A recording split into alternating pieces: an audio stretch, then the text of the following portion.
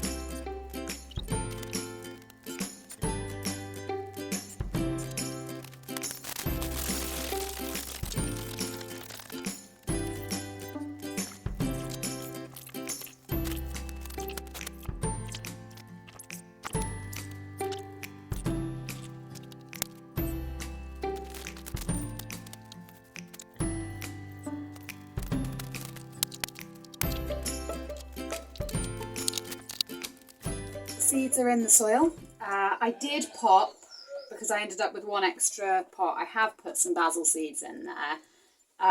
It really completely depends on what the weather does, because they'll be in my greenhouse and I will pop a little propagation cover over the top of them.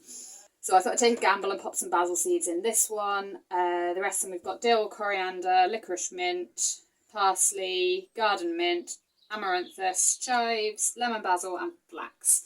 And then what I'll do with these ones is, as these germinate, I can, because I've put quite a lot of seeds in each pot, I can prick them out either into trays or into individual little pots like this. So I'll pop these in the greenhouse. The seeds are in the soil, so I thought I'd give you a quick tour of my greenhouse. There's not a lot going on, but there are a few seeds popping up. So first off, we have what I did today.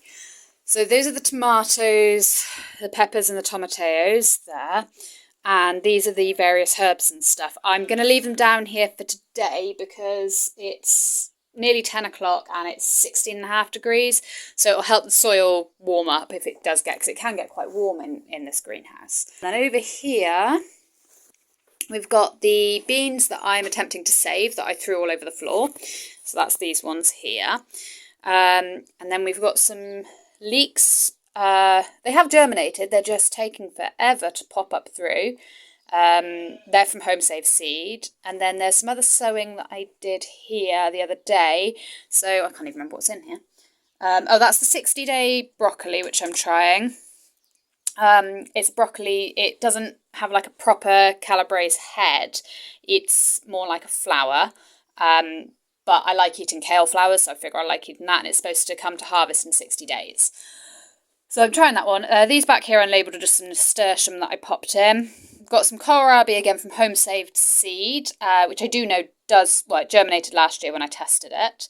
And then here I've got some brassicas, which I've sown. There's quite a lot of seeds in each module, and then I'll split that out once they germinate. And then moving over here, we have got, these are various onions. I don't even know which ones. There's two varieties in here. There's a white onion and a red onion. It'll be fairly obvious what they are when they grow, so I haven't bothered labelling them. And then these little bad boys here are some lettuces. They came from a pack of, I think it was a spicy mix salad pack. You can see there's various different types. You've got the ones with a little bit of red on, and then like the pure green ones. You see a little true leaf coming through there. So they are frost hardy, so they're fine being left out here. And then here I have a tray of various multi-sown things. The line that's popping up is actually radish. And then I've got my the red chard and the pink chard, and then a spinach and a beetroot. So that's what's down there. And then over here, down there's some spring onions. I'm not sure if that seed's viable. It was some old seed that I sowed, and as of yet, nothing is happening. And then up here we've got the salad that I sowed quite a while ago. Lamb's lettuce is all germinating and coming through. This is the spicy mix. I've already taken quite a few seedlings through from there because it's germinated. The seeds have germinated at a different rate. But these seeds that kind of look like a coriander type or mustard seed of some kind, they're just coming through now. So I'll give it another couple of days and I'll prick those out into modules. This is oriental mustard. I do grow these ones most years, and I like them quite a bit. So they will be being pricked out soon. This is sorrel, and nothing has become of sorrel yet. She might just be a slow germinator. I mean, it hasn't gone mouldy. And then over here, we've got some very old seed that I planted. These ones I think I'm just going to throw on the compost heap. They're just some bog standard lettuce, and they have gone mouldy. It might be my fault because I kept it too damp, or it might just be the old seed. And then over here we've got some rockets, again, very old seed, and I've got sort of 4 fairly unhealthy looking plants. So I might try and save those and see if they amount to anything. The wild rocket did nothing. This is just the normal rocket. But yes, that is my greenhouse at the moment. So now it's about time for me to go back in the house and get ready for work. So I'd like to say thank you for watching, and I'll see you again next time.